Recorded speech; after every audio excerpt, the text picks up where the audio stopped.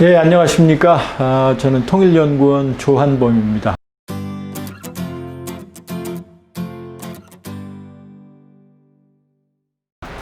오늘 제가 여러분과 함께 최근 한반도 정세와 남북관계 전망을 말씀드릴 텐데요. 며칠 전에 9.19 남북공동선언 한 지가 벌써 2주년이네요. 2018년 9월 19일이었으니까. 그때만 해도 감동적이었죠. 분단사 처음으로 우리 대통령, 문재인 대통령께서 평양에 15만 명 검중들 앞에서 연설을 했고, 저도 이제 그때 북쪽 소식을 간간히 듣는데요. 그때 평양에 있는 시민들 얘기를 들어보면 정말 놀랬다, 자기들도. 직전까지 몰랐던 일이다라고 말할 정도로. 그리고 이제 문재인 대통령, 김정은 위원장 그 부부 내외가 네 분이 백두산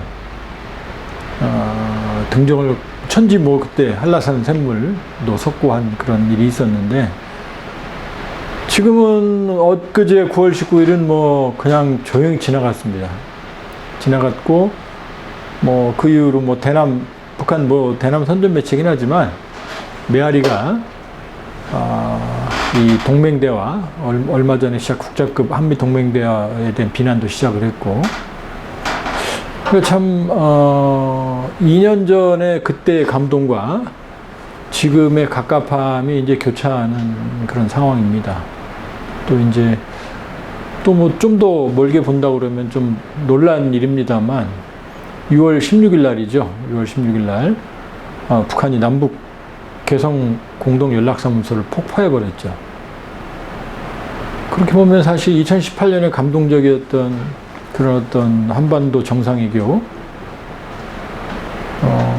그리고 그 이후의 교착 국면, 또 올해 6월 달에 긴장 국면을 본다고 그러면은 상당히 좀 복잡한 상황입니다. 이해하기가 좀 힘드실 텐데요. 크게 보면 저는 예정된 진통이었다라고 보는 거고, 이 진통을 넘으면 한반도 평화가 좀 더 공고한 입지로 접어들지 않겠느냐는 게 제 생각입니다. 그래서 저는 큰 틀에서 최근 너무 이런 거 있죠. 강물에 가서 여러분들이 강물 이렇게 보고 있으면 그 큰 물의 흐름은 안 보입니다. 그러니까 작은 걸 보지 말고 큰 흘러간 흐름을 보면 지금 이게 어디로 흘러가는구나 하는 걸 좀 알 수 있거든요. 그래서 오늘 아마 제가 여러분들에게 드릴 말씀은 그런 겁니다. 지금 큰 흐름이 한반도 정세가 어떻게 가고 있는지, 그리고 또 어떻게 가야 되고, 또 그래서 우리가 뭘 해야 되는지를 말씀을 드릴 겁니다. 자, 이제 조금씩 볼까요? 제가 이제 김정은 위원장의 전략, 북한 정상회교, 대남 공세, 대미 공세, 대응 방안. 김정은 위원장의 전략이 있어요. 근데 그걸 알아야만 이해할 수가 있고, 그리고 이제 기억나세요? 남북 정상회담 3번 했습니다. 북미 정상회담 3번 했어요. 630 판문점 회동까지 남북미 했어요. 김정은 위원장이 그 사이에 중국은 5번 갔습니다. 거의 한두 달에 한 번씩 정상회의를 했거든요. 근데 올해 들어서 6월 달에 남북 공동연합소 폭파 대남 공세를 했죠. 7월 달에는 사실은 대미 공세를 했어요. 잘 모르실 거예요. 이런 흐름을 왜 그랬는지 이해를 하고, 그럼 우리가 어떻게 할 것이냐라는 쪽으로 말씀을 드릴 겁니다. 자, 이게 중요합니다. 이건 아마 이렇게 분류하는 사람은 이제 저밖에 없는데요. 김정은 위원장의, 여기 넘어가면 얼굴이 안 보인다고 그래서. 자, 김정은 위원장의 지금 2011년 12월 17일 날 아버지 김정일 위원장이 죽었습니다. 그럼 올해가 햇수로 10년 차죠. 내년 11월은 만 10년이고, 그 집권기를 2개로 나눌 수가 있거든요. 1기하고 2기로 나눌 수 있습니다. 자, 1기는 2017년 말까지예요. 그리고 2기는 우리가 감동적이었던 2018년 평창 동계올림픽 참가에서부터 2019년 말까지. 그러니까 아니 지금도 2기입니다. 지금도. 근데 그 2기의 이 초기의 정상회의가 잘 안 됐으니까 요즘은 조금 변화시킨 상황이에요. 그러니까 지금 2기 버전이에요. 지금도. 이렇게 나눌 수 있어요. 자, 그럼 집권 1기 때는 김 위원장이 뭘 했느냐? 권력을 강화했어요, 기반을. 두 번째는 핵 개발에 주력했습니다. 아버지가 언제 죽었다고요? 2011년 12월 17일 날 죽었어요. 그 김정은 위원장 후계자로 등장한 건 2009년입니다. 그럼 김정일 위원장은 1973년에 후계자로 등장해서 김일성 주석이 94년에 죽었거든요. 그럼 무려 21년을 준비를 한 거예요. 근데 김정은 위원장은요, 84년생이거든요. 2009년에 10년, 11년, 길어야 2년 몇 개월 준비하고 아버지가 죽어버린 거예요. 20대 중반이에요. 그러니 권력 준비가 돼 있겠어요? 안 돼 있었겠죠? 그러니까 권력을 강화해야 됩니다. 근데 아버지가 물려준 국가를 아무래도 보니까 망하기 직전의 국가예요. 고난의 행군 겪었죠. 수십만 명 굶어 죽었죠. 사회주권 붕괴로 미래를 알 수가 없죠. 그러니까 아주 허약한 국가에서 김정은 위원장이 선택한 건 핵을 개발한 거예요. 자, 이 두 개, 권력도 강화하고 국방력도 강화했으니까 이제 튼튼해졌다고 판단했겠죠. 그러니까 자신감 있게 2018년에 정상회의가 나온 거예요. 근데 잘 됐어요, 안 됐어요? 안 됐죠? 그러니까 에이, 나 새로운 길 갈 거야? 라고 여기서 조금 변화시킨 타이밍입니다. 이 그림 설명을 드릴 겁니다. 자, 이게 우리가 충격적인 게, 제가 드리는 말씀은 지금 우리가 북한을 볼 때는 윤리적인 면은 빼고 봐야 돼요, 권력 구조는. 예를 들면은 세조가 단종을 죽였죠? 그리고 권력을 장악했죠? 나쁜 사람이죠, 삼촌이 자기 조카, 어린 조카를 죽이고 권력을 뺏어요? 근데 세조는요, 조선에 또 기틀을 다진 사람이거든요, 권력으로 보면. 이게 바로 권력입니다, 비극적이게도. 자, 그렇게 보셔야 돼요. 자, 아까 말씀드렸죠, 김정일 위원장이 2011년 12월 17일 날 죽었거든요. 본인이 죽을 줄 제가 보기엔 알았어요. 알았기 때문에 서둘러 자기 아들을 후계자로 등장을 시켰고 준비를 시키는데 너무 빨리 죽은 거죠. 근데 죽으면서 두 사람한테 자기 아들을 부탁해요. 자, 가장 믿을 수 있는 건 자기 혈육이죠. 혈육은 아니죠, 인척이죠. 그게 누구예요? 고모부. 고모부는 민간인이에요. 민간인 중에 최고의 실세였어요. 최고 권력. 자, 그 다음에 여러분 선군 정치라고 들어보셨어요? 선군 정치. 선군. 원래 사회주의 국가에서는 당이 지배하는 국가라고 그래요. 당. 자, 여기 중국의 공산당의 군대가 있죠? 네. 그걸 PLA 그래요. 인민해방군. 네. 자, 우리 국군의 통수권자 누구죠? 최고사령관? 대통령이죠? 네. 그러면 군을 지휘하는 장관은 누구예요? 국방부 장관이죠? 근데 사회주의는 아니에요. 중국의 인민해방군을 지휘하는 그 가장 높은 타원은 시진핑 국가주석이지만 당 총서기로 지휘해요. 그러니까 중국 인민해방군을 지휘하는 컨트롤 타워는 내각이 아니에요. 당 중앙군사위원회 이런 거예요. 그러니까 우리를 치면 더불어민주당 국방위원회 이런 게 되는 거예요. 그래서 사회주의 국가를 당국가 이렇게 말해요. 당국가. 당이 국가보다 위에 있어요. 당이 국가보다.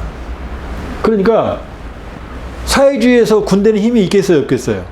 힘이 없어요, 원래. 핫바지예요. 진짜 그렇습니다. 근데 그러니까 우리 치면 합참의장이 총참모장이고 이 합참 군대를 지휘하는 당에서 파견된 사람이 총정치국장이에요. 총정치국장이 훨씬 높아요, 이 사람보다. 근데 김정일 위원장 시기 때는 고난의 행군이라는 국가적 위기가 다 발생했어요. 안타깝지만 확인된 숫자만 22만 명이 굶어 죽었어요. 22만 명 아세요? 확인된 것만. 조금 과장하는 사람들은 300만 명 굶어 죽었다 이렇게 말해요. 자, 서울 시내에서 한 사람 굶어 죽었다 그러면 어떻게 돼요?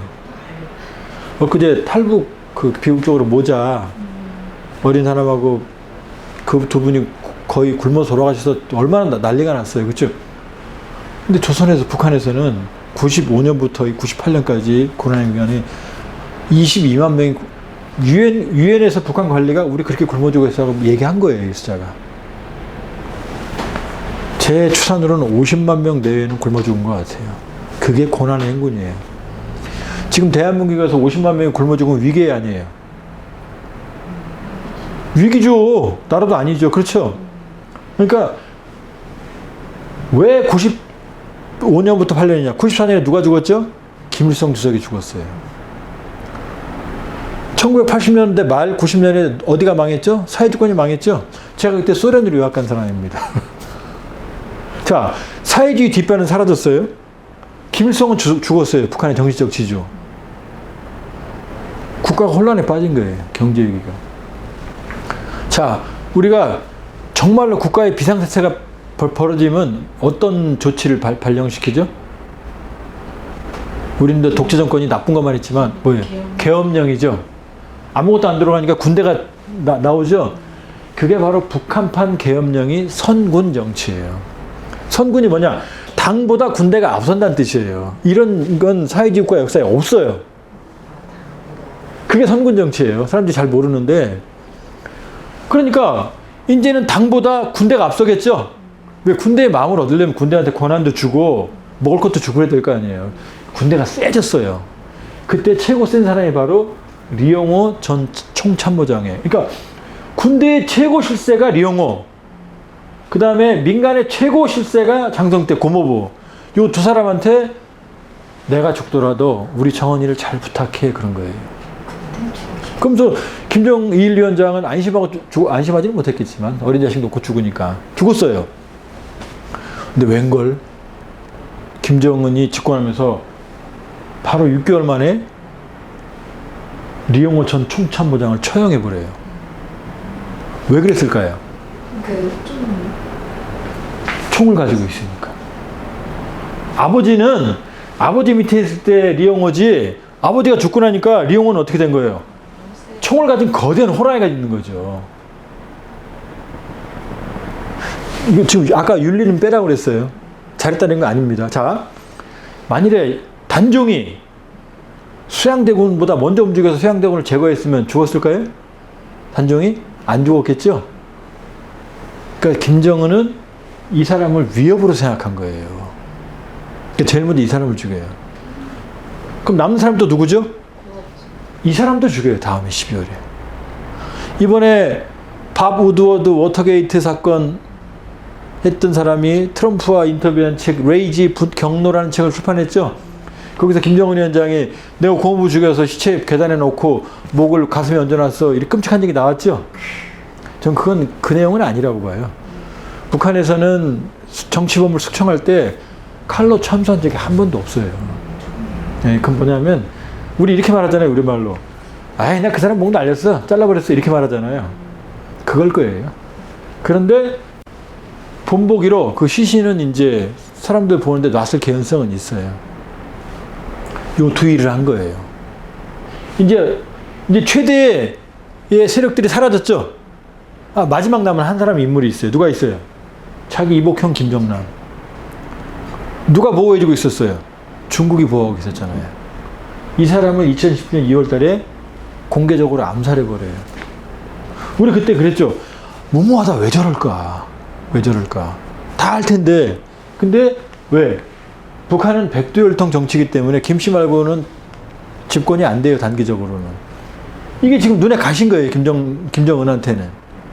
자꾸 나이가 많은 형이거든요. 죽여버렸어요. 자, 그러면, 2017년, 요 초기에는 뭐 누구 죽였다, 처형했다, 이런 얘기 여러분 많이 들으셨죠? 네. 자, 김정남 죽인 다음에는 누구 죽였다는 얘기 나와요, 안 나와요? 못 들으셨죠? 네. 이제 죽일 필요가 별로 없는 거예요. 숙청이 끝난 거예요. 이때까지가. 이게 마지막이에요. 물론 지금도 문제가 있으면 하는데 어쨌든 주요 인물들을 처형하거나 이런 일들이 별로 없어요. 이때까지. 자, 그럼 권력 기반을 장악한 거예요. 여기까지. 그쵸? 자, 권력은 잡았어요. 근데 이 나라가 국방력이 있어요, 없어요? 북한이. 자, 세계에서 전쟁 제일 잘하고 싸움 제일 잘하는 나라가 어느 나라예요? 미국이죠? 미국 싸움 왜 잘하죠? 예? 무기가 큰 돈이 많았어요. 지금 뭐 영화 보면, 헐리우드 영화 보면 막 미국 항상 이죠? 막, 그럼 미국은 뭐 특정도 멋있어 보이죠? 우리 군대가 훨씬 더 용감합니다. 돈이 아는 거예요. 훈련 의미도 없어요.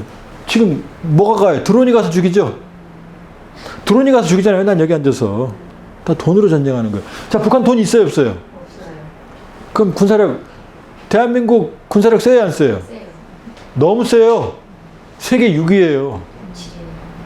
우리 2위 옛날에 안 돼요. 미국, 중국, 러시아, 인도, 일본, 그 다음 우리예요. 인도가 인구가 15억인데요.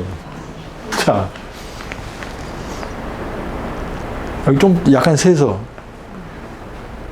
일본 인구가 얼마죠? 1억 2,500만입니다. 우리 얼마죠? 5,200만이죠? 지난해 기준으로 일본이 50조쯤 방위비 썼어요. 우리 얼마 썼게요? 45조. 누가 더 많이 쓰는 거예요? 우리 훨씬 많이 쓰죠. 너무 많이 쓰고 있어요. 북한이 보기에 우리 무서워요, 안 무서워요? 자, 제가 강연 다니면서 제일 머리 아픈 게 여러 가지 그 고정관념 깨는 것 중에 하나가 뭐냐면, 자, 북한이 핵을 왜 만들었을까요? 보수적인 지역 가면 남침하려고요. 조카통일 시키려고요. 제가 그걸 지금 깨드릴 거예요, 간단하게요. 자, 우리가 북한 인구 몇 배예요? 2배예요. 북한 2,500만, 우리 5,200만. 경제력 몇 배예요? 공인 45배입니다. 45배. 공인. 근데 제가 썰은 살아봐서 하는데 100배도 넘을 거예요. 소비력은. 자, 그럼 우리가 인구도 2배고 경제력은 거의 40, 50배죠? 이렇게 생각해봐요. 여러분 오늘 이제 강의 끝나고 집으로 이제 귀가하시는데, 여러분 걸어가는데 저쪽에서 등치 이만 깡패 같은 애들 둘이 걸어와요. 저쪽에서. 여러분 혼자. 그럼 여러분 가서 거기다가 시비 걸어요, 안 걸어요? 그죠. 이러고 가죠? 근데 경제력은 40, 50배, 100배고 인구는 2배인 여기한테 김정은 위원장이 적화통일하겠다고 들이밀겠어요? 착각이에요. 김정은 위원장은 자기 정권 유지, 체제 생존에 관심이 있는 사람이에요. 이 간단한 얘기를 이해시키는데 정말 어려워요. 수십 년 걸려도 이게 안 깨집니다. 물론 김정은 위원장이 권력이 세고 방위력이 세면은 적화통일 하려고 하겠죠. 그쵸? 근데 지금은요, 나 살기 바쁜 거죠. 근데 나 살 만큼의 지금 방위력이 있어요, 없어요? 없잖아요. 근데 방법이 하나 있어요. 핵무기예요. 핵무기는 가성비가 최고로 좋은 무기입니다. 자, 이것도 윤리를 빼고 말씀드리면, 지금 미국이 쓰는 탄두가 W88 탄두라는 걸 써요, 보통. 미니트맨이나 트라이덴트에 쓰는 탄두인데, 그 여러 개 들어있어요, 탄두 안에. 그 하나가 저보다 좀 작아요. 한 요만합니다. 요게 0.45 메가톤 해요. 지금 무슨 얘기지? 좀 복잡해지죠? 이게 화약으로, TNT로 45만 톤이라는 얘기예요. 뭐라고요? 요만한 게 화약으로 45만 톤이에요. 이해가 안 될 거예요. 히로시마, 나가사키에 떨어졌던 폭탄이 거기서 우리 동포도 많이 들어가셨어요. 그게 2만 톤짜리예요. 그 2만 톤짜리가 히로시마에서 즉사가 8만이었습니다. 누적 사망자는 20만 명도 넘어요. 지금도 돌아가시고 있어요. 그 방사능으로. 우리 고령에. 근데 몇만 톤이라고요? 45만 톤이라고. 몇 배예요? 히로시마 떨어진 게, 나가사키 떨어진 게 22배, 3배짜리예요. 이게 우리 역사 바로 알기 저 사무실이 지금 그 동대문에 있거든요. 동묘협회. 그쵸? 이건 상상입니다. 뭐 이거 좋은 건 아니지만, 여기에 떨어지면 용산, 성동구, 성북구, 마포, 그 다음에 이쪽 상봉동, 여기까지는 한 사람도 살아남을 수가 없어요. 그리고 서울 전체는 완전히 파괴됩니다. 이 탄두 하나에. 근데 이게 물론 지금은 안 쓰지만 미국이 썼던 피스키퍼라는데 이게 8발 들어가요. 핵무기 얼마나 무서운지 아시겠어요?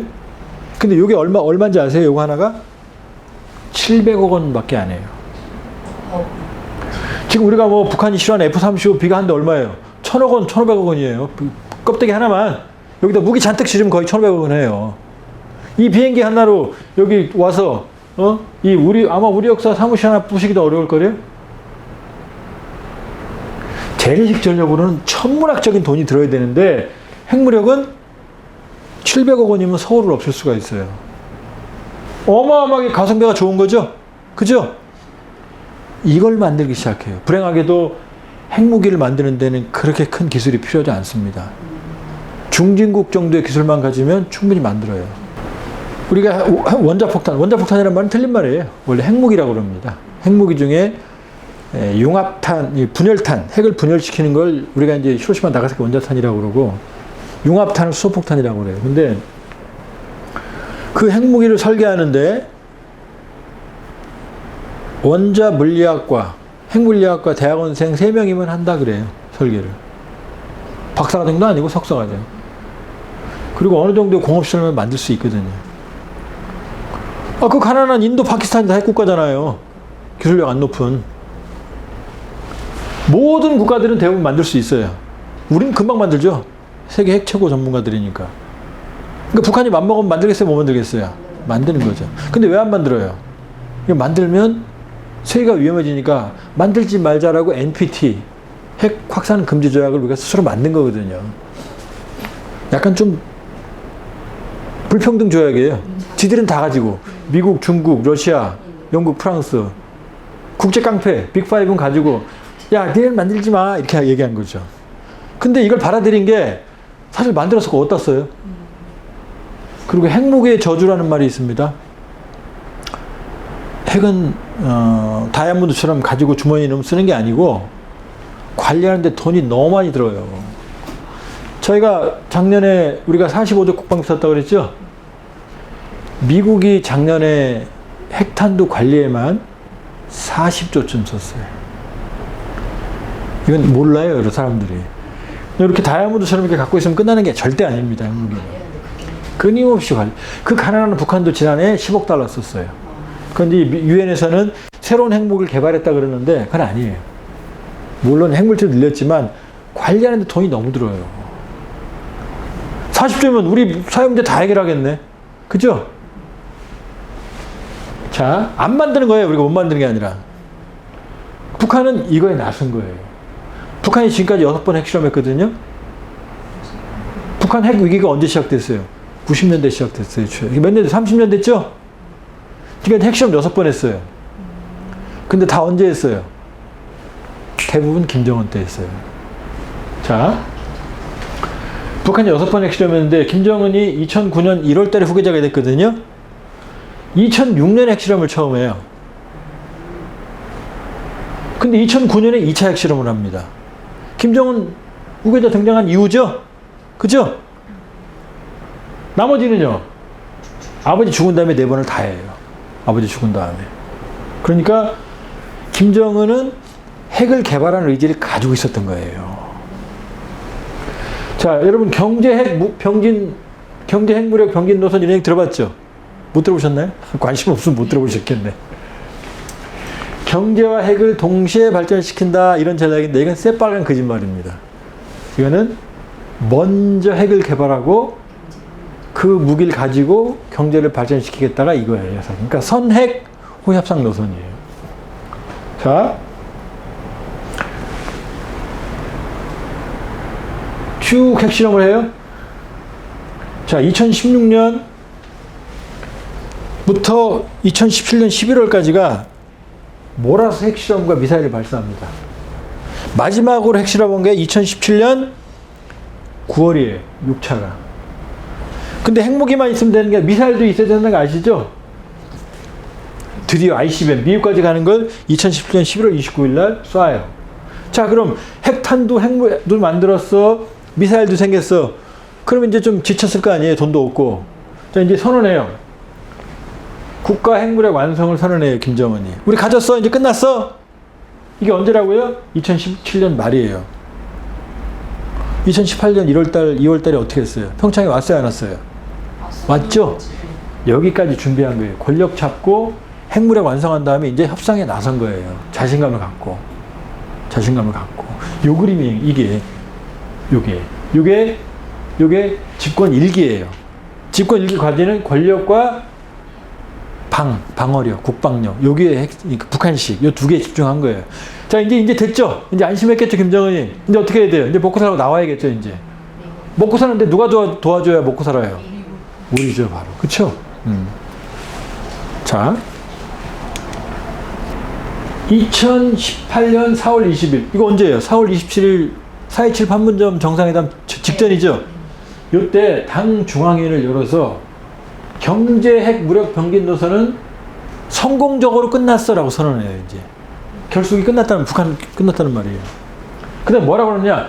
이제 경제 건설 총력, 우리 먹고 사는 쪽으로 갈 거야 라고 선언해요. 이제.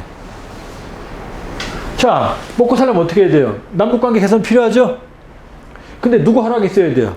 미국이 있어야 되죠? 그러니까 대남, 대미 동시에 나온 거예요, 이제. 이게. 눈에 보이죠? 객관적으로 다 보이죠, 지금 흐름이. 자, 처음에 어떻게 해요? 평창 동계올림픽 왔네. 김여정이 왔었죠? 그런데 이렇게 나오려고 그러는데 아무래도 좀 찜찜해요. 뒤가 좀 필요해요. 요때까지가 장성택이 친중 라인이에요. 장성택이 죽으면서 친중 라인이 모두 죽었어요. 그러니까 중국이 화나야 안 나요? 화나겠죠? 그 다음에 아까 김정남 누가 보호한다고 그랬어요? 근데 중국이 보호하는 김정남을 죽이니까 중국이 화나야 안 나요? 근데 전통적인 혈맹인 중국을 그냥 화난 상태로 놔두고 협상에 나오면 아무래도 껄끄럽겠죠? 그러니까 먼저 어디 가요? 중국을 달려가요. 3월 달에. 시진핑한테, 형, 사실 이러이러 한 거니까 이해해. 앞으로 잘해보자. 나 나갈 테니까. 그렇게 3월에 먼저 갑니다. 드디어 4월 27일 날 문재인 대통령을 만나죠. 그쵸? 나선 거예요, 이제. 그래서 남북, 북미, 북중, 북러 연쇄 정상회담에 10대 번을 하는 거예요, 지금 이제.